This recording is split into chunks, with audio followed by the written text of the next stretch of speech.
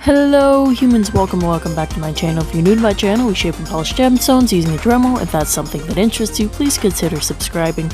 Today we're going to be working on this piece of meteor shower sunstone from Tanzania, and it's got some really bright flash going on. It's got a nice kind of golden yellow flash as well as a little bit of a grayer yellow flash, and you can really see those lines just gorgeously dancing across that stone. When we weigh it out, the starting weight of the stone is 9.83 carats, and when we measure the starting piece, it is 14 millimeters by 13 millimeters by 7 millimeters. And when we shine a flashlight through it, you can see that there's no dirt hiding inside of it. There's a few fractures, but nothing that can't be worked around. And if you guys want to see how the stone gets shaped and polished, turn to gem. Keep on watching.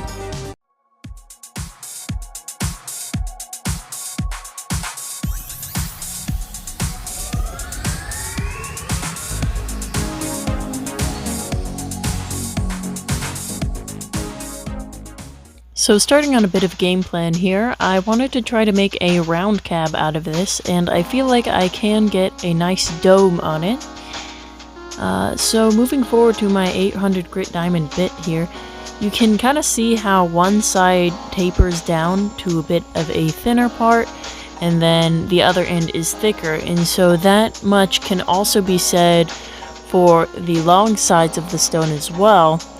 So I'm going to try to first kind of roughly shape it into a kind of round puck shape, and then I'm going to bring in the sides of the thinner side to try to get the thickest stone that I feel like we can get. And then I went in and I brought down the sharp points of the face and then kind of made that a little bit more flush. And then flattened out the back here. And then once I had the back flattened out, I worked on taking the sharpness of the edges on the face of the stone down to create a bit of a dome going on. And so whereas opal is a 5.5 to a 6.5 on the hardness scale, Sunstone is a 6.2 to a 7.5 on the hardness scale. So it's quite a bit harder than opal, and it did take me longer to get a good shape on this. But once I started going, it was pretty, not very stressful. And once I got the kind of edges, the sharp parts more flattened out, I take the stone and I take it along the bit, going long ways all the way across the stone, and then going short ways all the way across the stone to really make it a nice round dome. And we will see kind of what the pattern displays itself like with a dome on it. But you can really see here I'm taking down those sharp edges. And the nice thing about Sunstone, one of the nice things, compared to Ethiopian opal, which is something that I usually work on this channel, is that you can really see the pattern the whole time that you're working with it. It doesn't absorb water, and even Australian opal will absorb a certain amount of water. And also, I noticed the couple of times that I've worked on Sunstone, there are fractures that are present in the stone, but most of the time, they are healed fractures. Now this piece was mostly clean, but there were some fractures in the stone as a original piece, but they didn't spread, it didn't chip or fall apart. It was very stable and easy to work with, and I also really like the kind of caramel brown color that this particular piece has. And with Sunstone, you kind of get colors that range from like clear to totally black, so it's definitely interesting. You get a lot of different kind of rainbow patterns in Sunstone, kind of like you would with opal, but it is different.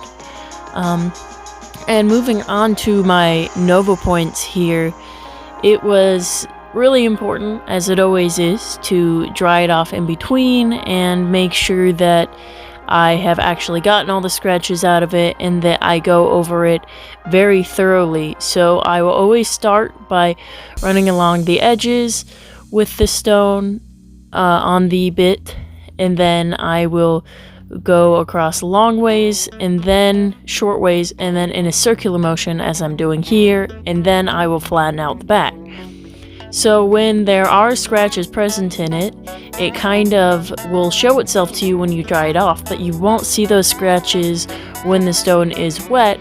So it's really important to make sure that you're checking in between, and also that you have a pan of water underneath that you're constantly dipping in. Now, if you don't constantly dip your stone into water throughout the carving process, then you can wear down your bits, you can risk burning the stone on the bit, as well as you can even burn your bit, or your fingers even, because the stone will get really hot. So you need to be really careful about that.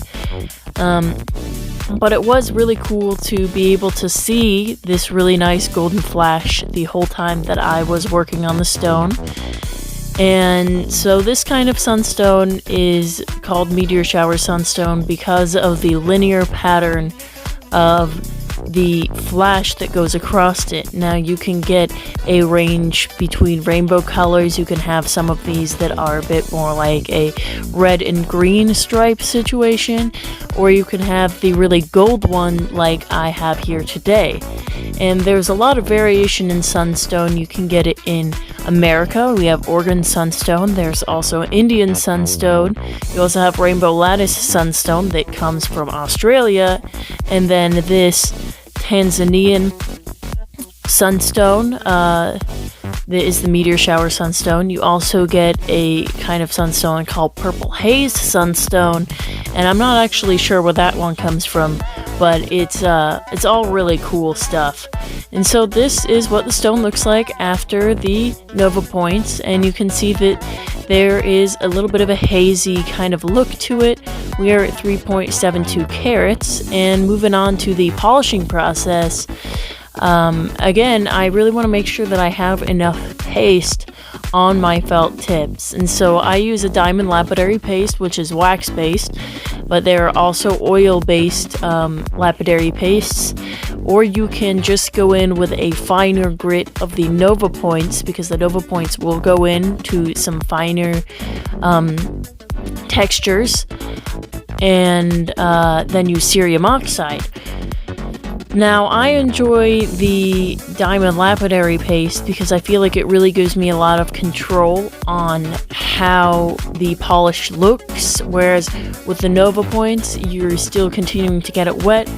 With the polishing paste, it really holds in the felt tip pretty well, but sometimes with a bigger stone, you will have to go back and reapply with the paste.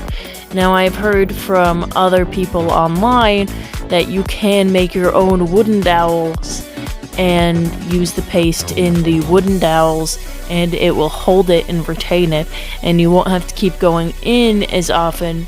Now, I noticed that my felt tips will get stained with the color of the lapidary paste, but if I go in without adding any lapidary paste to the bit, it really just will grind away at the felt and not really polish my stone that well.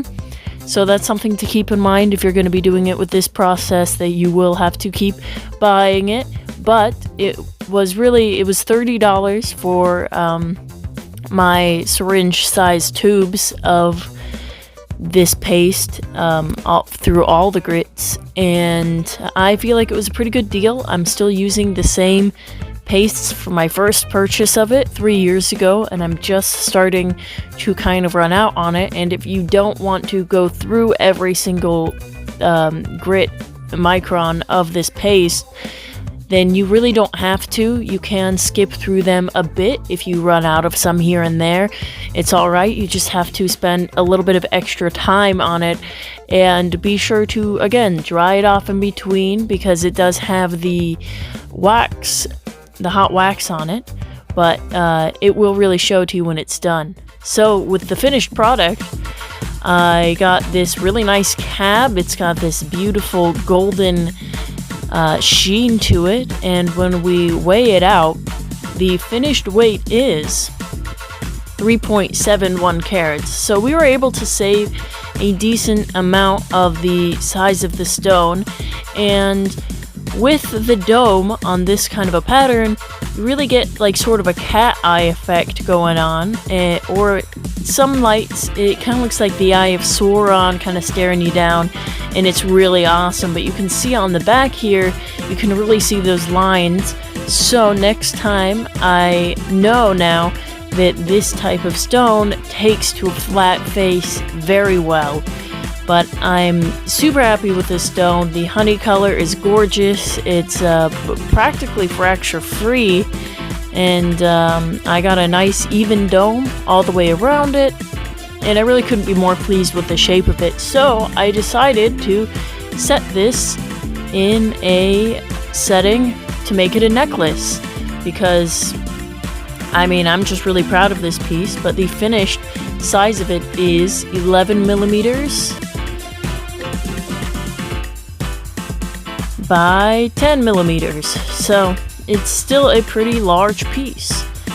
And so for my setting process of it, I just try to put it in the setting to make sure that it is faced the right way to get the most flash, and then I will gently go around with my setting pliers and gently take in the prongs. And this is the finished necklace, and you can kind of see the Eye of Sauron effect that I'm talking about.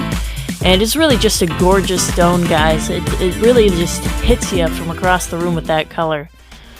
I really hope that you guys enjoyed this video.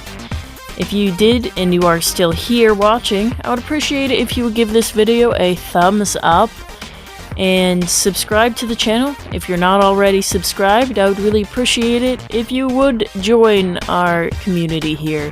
Leave a comment if you have anything to say or any information to share with us. And if you enjoyed this video enough to share with your friend, if you have a friend, I would appreciate it if you would share it. And I will see you guys next time that I make a video. Later.